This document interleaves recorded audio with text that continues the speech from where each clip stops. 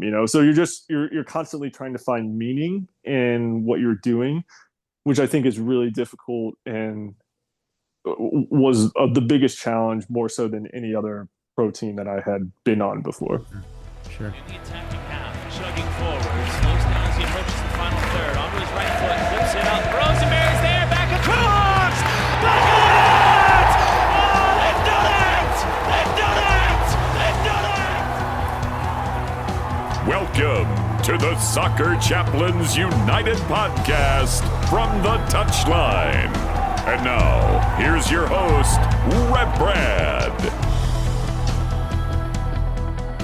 Hey friends, welcome back. This is Rev Brad, and this is part 2 of the interview with Clint Irwin. And that snippet I thought from last week was just so poignant and powerful. There are these moments when we are questioning and moments when we're wondering, is it worth it? Should I keep going? Should I keep striving? Should I keep chasing this dream and keep doing the hard things to do it? And Clint's going to share the rest of his story with us today. So we rejoin that interview in progress right now. All right, Clint. So fast forwarding through Ottawa, through, getting to Colorado Rapids, first Major League Soccer. And as you said, you started in the third position, which, you've mentioned already, you kind of rode the wave of first team football and then being the number 2. What was it like, though, to kind of get pulled into being the first team goalkeeper, like in just a short amount of time? Because, right, if I remember correctly, you were in preseason with Rapids, you won the contract, and then what was it, like 3-4 games in the season, and I think our first team goalkeeper went down with an injury, and then you're called on. Yeah, so I got invited into preseason with the Rapids in 2013, so February 2013, and they had already had 2 goalkeepers signed, and so they brought in 3 goalkeepers, me and 2 other guys, to compete for the third goalkeeper spot. And Who were the other guys? Jimmy Maurer, who's gone on to have a great career in MLS and still playing in MLS, and then Joel Helmick, who I don't know if he might have played 1 year pro at USL after that, but they basically brought us in to compete every day and like earn a spot. And so I was kind of last man standing. And to be fair, Jimmy probably deserved just as much to get signed at the same time. Like there was not much between us. I think, it was kind of hey, you're not going to go wrong here. Yeah. And Jimmy's proven that, right? Like he's gone on to play probably 200 MLS games himself. And so I signed like 2 days before the season started, or first kick, which was, late March at that time. And, first game I was at home watching, the team was playing in Dallas, and I didn't dress. I didn't travel. And so, probably 80th minute or so, our, the second string goalkeeper at the time came out of the box to try to make a play. The ball bounces over his head. Dallas goes in and scores. And, the Rapids lose the game. And so it was one of those moments that was like a not top 10 on Sports Center. And, I just remember, we have TVs in the locker room. And if you're in a locker room in a sports environment, you have Sports Center on in the morning. And I remember the play on not top 10, like airing while we're in the locker room, which was obviously pretty tough. And so the second game, Oscar Pareja was the coach at the time. He, basically demoted the second string keeper, put me on the bench. The starter, Matt Pickens, he had been out most of preseason for an injury, and so he was back, and so he played against Philadelphia at home. And I was on the bench, and so, I'm ecstatic, right? Like I'm on the bench. This is amazing. Like this is everything I've been working for. Like I know I'm not probably not going to play, but I'm just buzzing in warm-ups. Like I'm probably going 200% trying to save everything. And, guys are like, what are you doing? Like, this is just warm up. Yeah. This is the warm up of the second game of the season of a 34 game season. And you're like, this is your World Cup. And I'm like, oh my goodness. Yeah, it is my World Cup. And March in Colorado is cold. So likely there were not many fans, although this was Salt Lake that you were warming up for? No. This was the Philadelphia Oh, game. the Philly game. Yeah. But I think it had snowed like 2 days before, like 8 inches or something, and they had cleared it off. And there was a decent crowd there, and it was sunny. It was still chilly, but we ended up losing 2-0. Nothing really happened. And then the third game we go to Salt Lake, which is our big Rocky Mountain Cup Yeah. rival. Yeah. And same thing, like this is my first away game. Like I'm completely juiced up. I'm just getting all the invective from the Salt Lake fans behind the goal. Um, and I'm like, this is awesome. I'm like, this is exactly what I thought Yeah. pro sports would be like. Mm. This is like what I've been working for, and I love it. And so again, incredible warm up. I'm flying around the goal, for really no reason at all. Like I shouldn't be, you know, I should be getting everyone's confidence up and not making saves. Mm. But yeah, so like I sit down, we do the anthem, and I sit down, and like I'm still sweating from the warm up. And about 10 minutes in, Matt goes up to catch a cross. Chris Schuler comes in and tries to head the ball.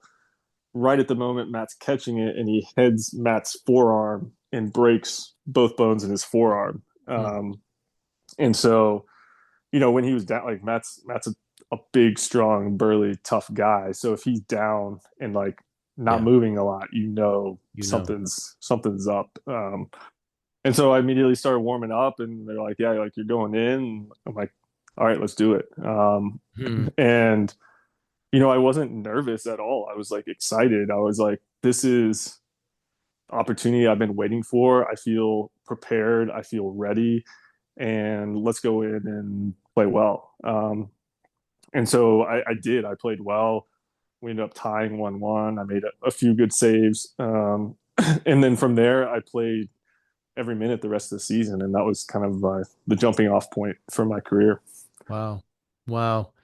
All down to, just a few things. That's I've shared with many around the game that being in the third position as a goalkeeper is probably the most difficult place to be at times, but just through a couple of circumstances, you're the next man up in just a matter of minutes sometimes. And it's funny. With Rapids, I've seen so many of our academy goalkeeper products getting their first minutes uh, in like Portland, and in a crazy situation, having to face a penalty kick or and you have to be mentally, physically ready for the most ultimate of moments. And there you are against a rival in Salt Lake on the road, all of it. How did that game end up? I forget.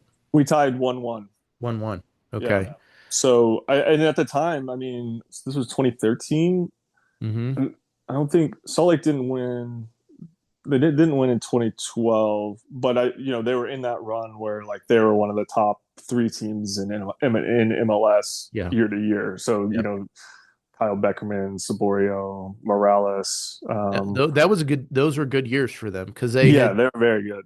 they had just won in '09, so they were still kind of a peak team. Yeah, Nick Raimondo, Yeah. Oh, wow. Nat Borchers. Yeah, very good team.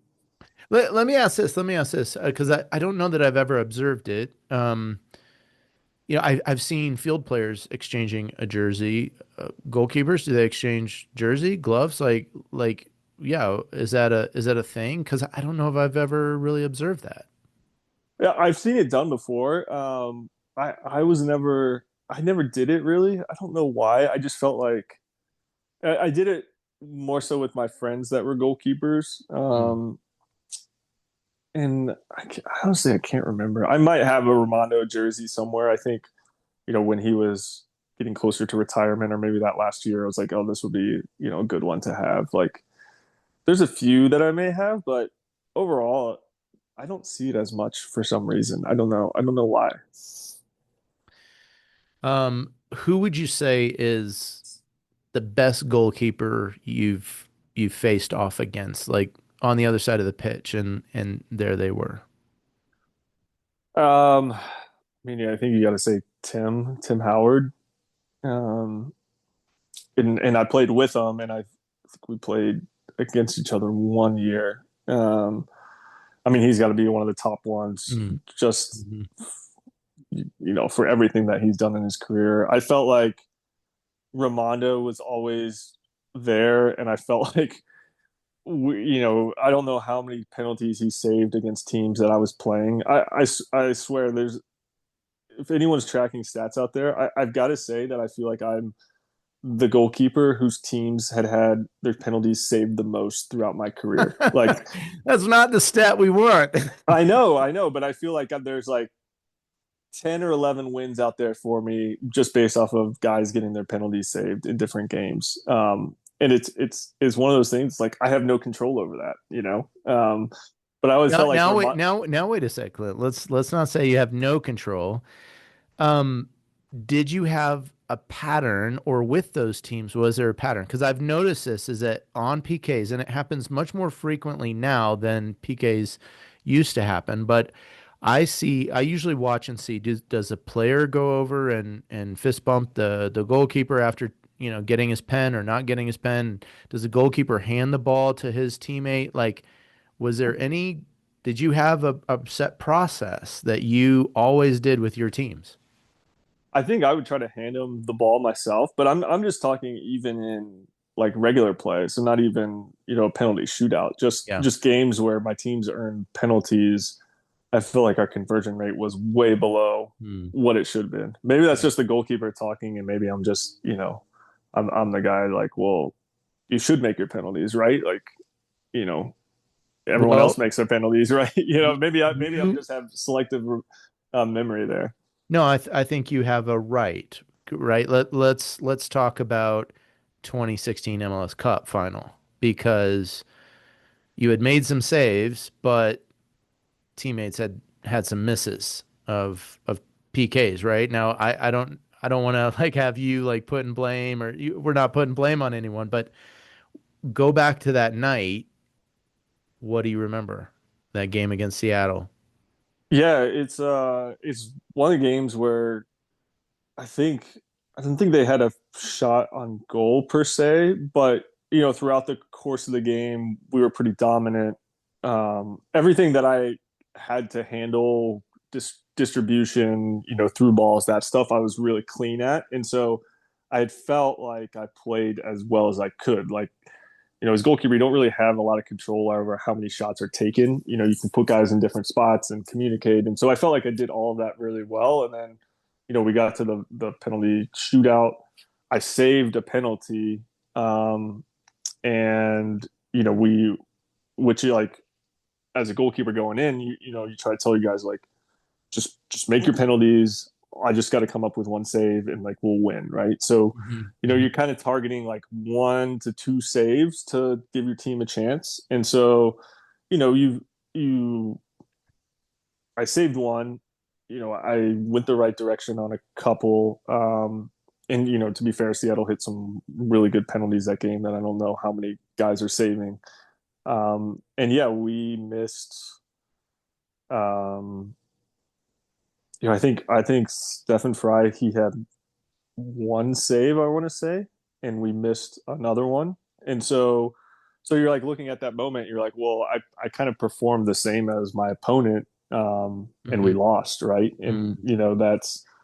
that's always going to be tough to take. And I think it's just one of those things. It's like a what if moment, right? Like what if I save another one, or what if we make them? Like, where do things turn out differently? And I think that's probably just the nature of sports, right? Is like you want to be in those positions, to be on the field in those moments, and but we all put ourselves out there, and we all know we we can fail in different ways, but it takes a lot of bravery for guys to step up and take those penalties in the first place, because there's a whole host of other guys who don't want to. Yeah. And Yeah. so, I think putting it in your hands is commendable, and it's just you there's so many things that could happen, right? Like Justin Morrow hit the crossbar.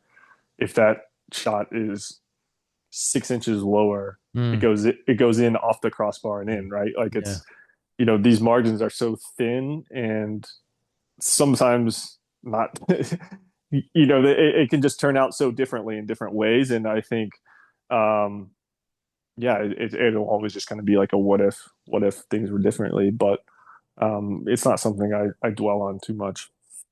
With such a long career, it's probably not a fair question, but favorite memory, or is there a favorite moment, and you're just gonna it's something that you're gonna tell your kids about. It's something you just really relish and cherish. Like, um, yeah, a favorite on. I'm thinking on the field moment. Like whether it was a victory, a success, an opponent faced. Like, do you have that?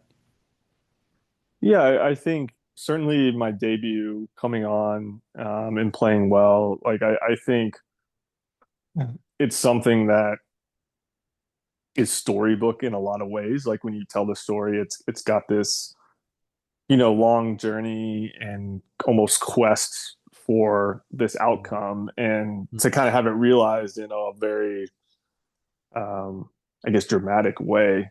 It it makes it a good story to tell, but it's also like building on that and like establishing myself beyond just that moment, right? And um, there's just like a lot of preparation that happens to do that, and so to go from there to, I don't know if it's necessarily a moment, but just like being able to say, okay, I literally started at the bottom of soccer in this country and made it to playing in a final. And then, the next year I didn't play in the final, but we won the final. And, to be a part of what's, I still believe is like the best team in MLS history. Um, and to be able to contribute in different ways, I think those are the things that I'm most proud of. And certainly when you win and you're able to win a trophy, I think MLS Cup probably does this more than anything, but you become bonded to those teammates in such a special way Yeah. forever. Yeah. And it's one of the most beautiful things about sports and the experience of playing sports is that no matter what you did that season, how upset you were with the coach for not playing or like your role, as soon as you win that game and lift the cup, like all of that goes away. Yeah. And everyone is so joyful to be a champion and share like these really strong moments with your teammates where and this is probably, um, it doesn't happen much like in our male culture, right? But like telling your teammates like what you really think about them and like how you appreciate them. I tried to do that more intentionally in less of a championship moment, Mm. because I noticed that it only happened because of that championship, right? And um, I think that it was just like extraordinarily powerful to see that, and see people come together and unite for a common cause, um, and ultimately have it pay off, with an MLS Cup. I think that was just something that I'll always remember. Yeah. Yeah. Oh, MLS Cup, that win, that victory, that binds people together. I've seen that. I've experienced that for myself. The 2010 Rapids group, like there's just something that it's shared and special. And I feel very privileged not to have played a single minute and still to have shared in the joy of that celebration. I was invited as chaplain to join and be in Toronto. Actually, was where our final was.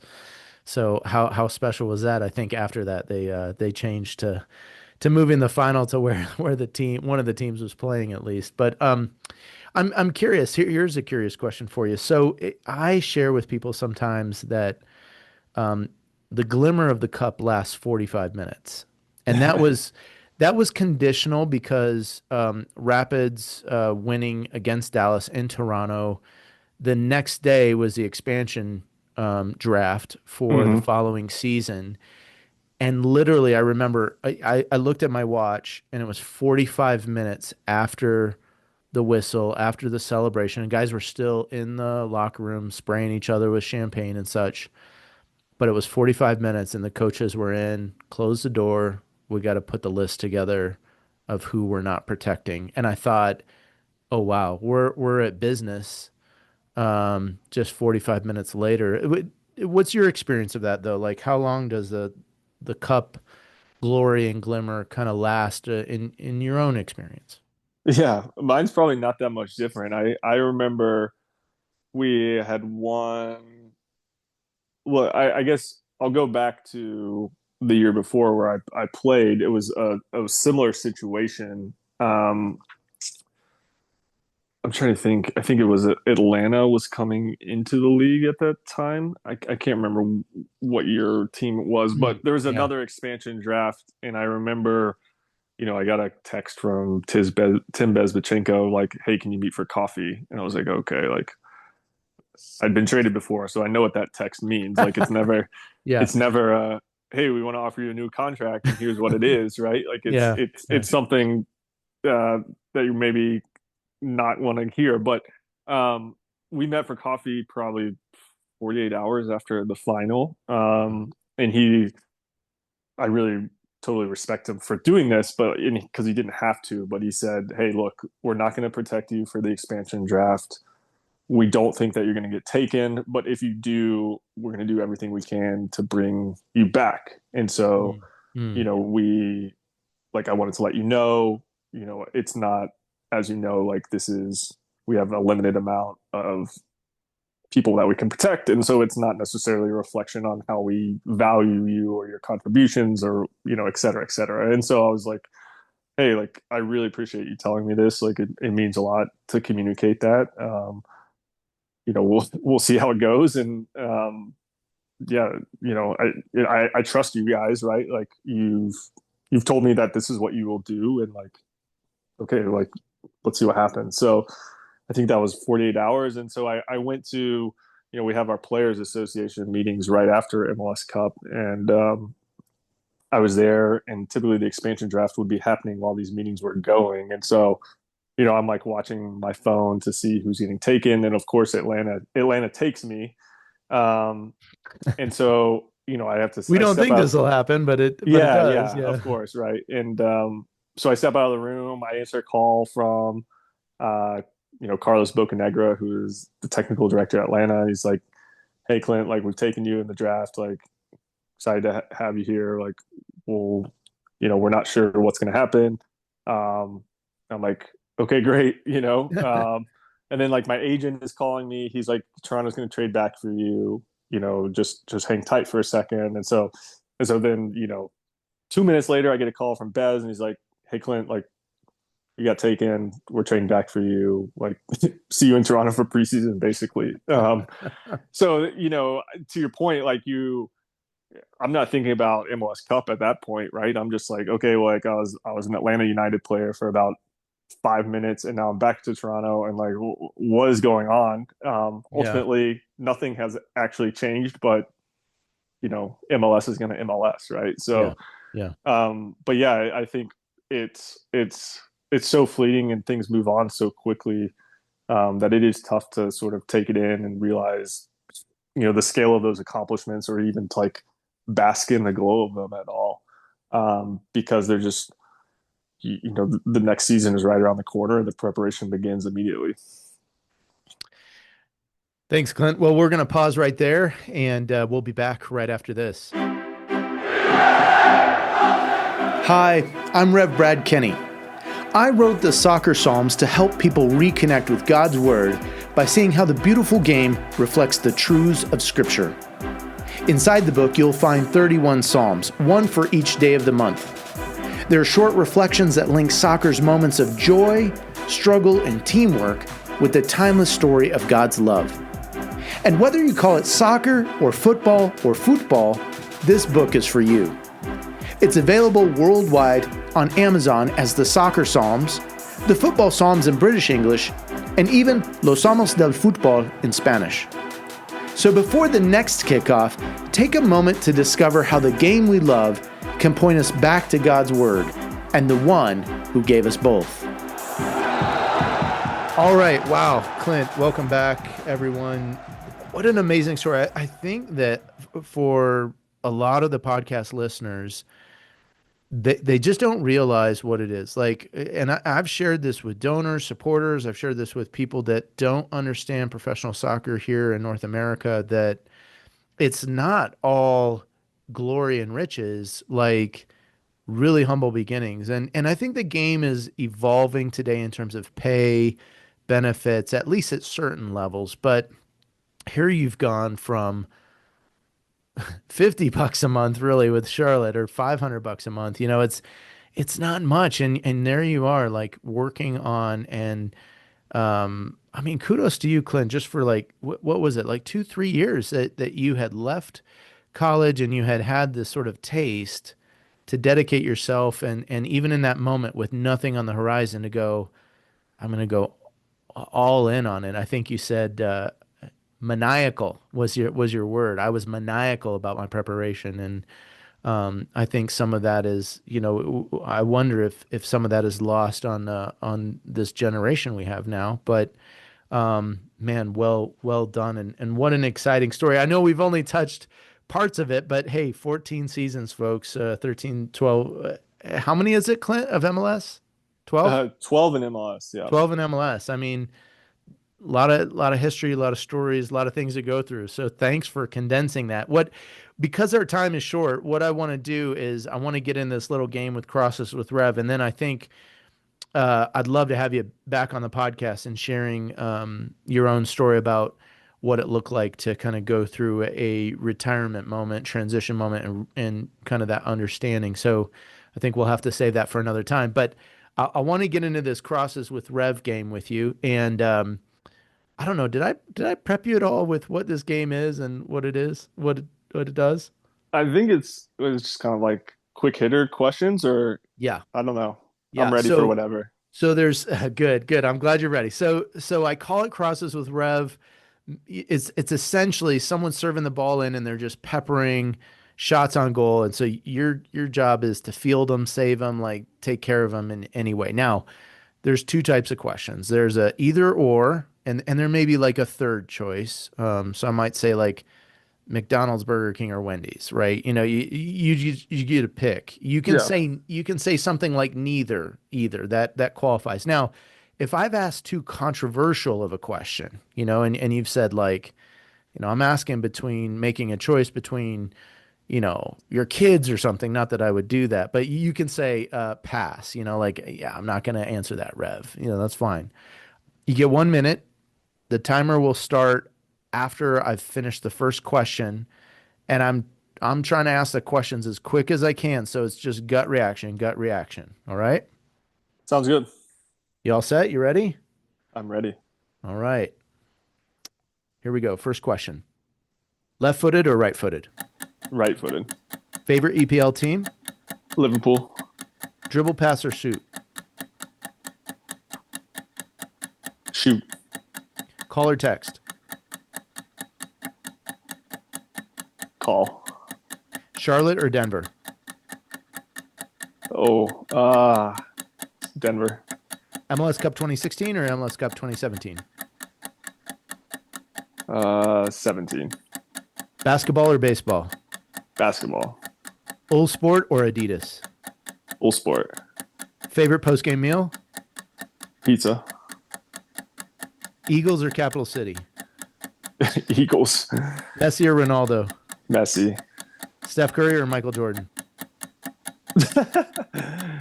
Man, I grew up an MJ fan, but Steph is my guy. I don't know. Colorado, Toronto, or Minnesota? Colorado, Toronto, and Minnesota. That's too controversial on that one. All right, time's up. Time's up. Wow. You were doing so well, and then you like started to answer the question. See, that's where people get hung up. So I know. You're like, you want to you're, explain. yeah, See, you're trying to analyze, like, is he asking if Steph is better than MJ? Is that the question? yeah.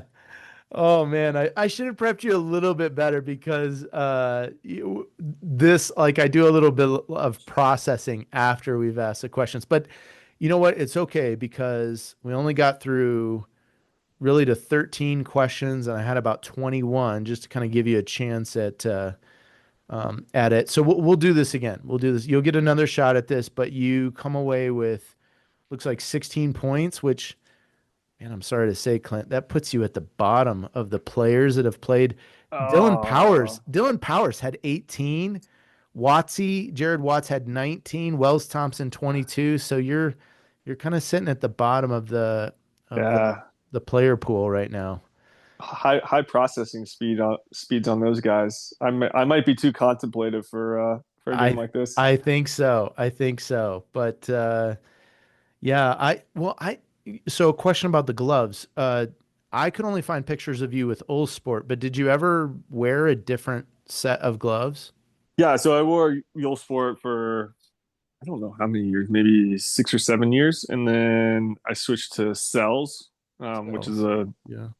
UK brand. But both of them, I loved both of them. It was just a matter of Yule Sports distribution changed in the United States, and it Mm, just became harder to get the gloves. But like I would vouch for both quality. yeah. Yeah. Now, you said MLS Cup 2017, and this I thought this might stump you, get you a little bit, right? Because it's one thing to play in the game, and it's another thing to win the cup. So sorry to do that to you. I know that probably wasn't really fair, but um, yeah, maybe just for a second, what was it like to be? You were in the number two position for MLS Cup 2017, right? Who were you? Who was goalkeeper in front of you? Alex Bono. Yeah, what was that like since you had been there the year before? I mean, again, we were talking Toronto FC was a dynasty at this point, right? Because like Vanny had done so well back to back years that had that ever been done? I don't think it had been done. Yeah, so um, we had my very first year was 2016. We had a great year. Um, Finished strong at the end of the season, took that momentum into the final, and so ultimately, as we discussed, we lost in the final in penalties, and came back the next year.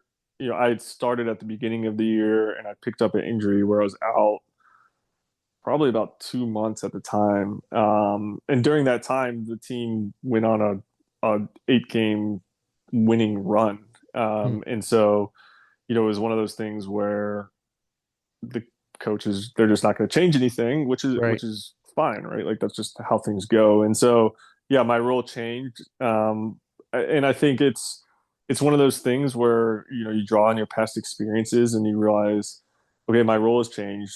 It could also change much quickly back to what it was, in if something were to happen. And so your job is to stay prepared. And I just knew we had a really great team. Obviously, we knew we could win a final because we had been to the final the year before and performed very well. And so I was just like, I'm not going to be the guy to ruin this feeling and this, the team atmosphere that we had. Not that that was a hard decision for me to make. Like I'm not geared that way, but I just wanted there to be no doubts that, hey, like I'm a part of this just as much as everyone else. I had played games. I contributed in different ways. I'd played in the Canadian Championship games. And so, to feel like I had a piece of it was not hard to do. And so it was never like I was mad. Like I was mad I wasn't playing. I felt like I could contribute, but I also, I just wasn't going to be someone to disrupt that. And, Right. I wanted all of us to have success, and I wanted to keep the competitiveness and what we had built intact. And you know, previous to that, like a lot of people didn't know that there was like a lot of we had a lot of internal discussions of like building the culture and how to do that. And I had contributed a lot into like, hey, this is what we want to be, and this is how we want to play, and this is like how we want to conduct ourselves. And so there was, there's also a personal price to like, I guess, changing how I felt or changing how I performed, and like being a hypocrite in some ways to that. And so I just knew that I had to, no matter what the circumstances were, upheld what I had put forth in front of the team in a specific way. And so, look, that's not like hard for me to do, but there's a lot of, I guess, just the desire to be authentic. And I didn't want to disrupt that. And so, I was you can go back and watch the games. Like I'm the first guy off the bench to celebrate the goals. Like, and all of that is genuine. Like it's how I felt. It wasn't performative in any way, but um, it's also like something I'm proud of for like how I handled that situation. Yeah. Clint, thanks for sharing that. I think you've let us live in your shoes for a little bit, or wear the gloves, so to speak, for a little bit. And the next time we have you on, we'll talk a little bit more about this laying down the gloves moment that you had. But thanks for being transparent, vulnerable, sharing your story with us, and just really appreciate you coming on the pod. Yeah, thanks for having me, Rev. I really enjoyed speaking a little bit about my experiences, and just want to say thank you for also supporting me throughout my career, and in different conversations, and just the way that you are. So thank you. Thank you. It's a blessing. It's really my privilege. Well, thanks again, friends. This has been Clint Irwin and Rev Brad coming to you from the Touchline.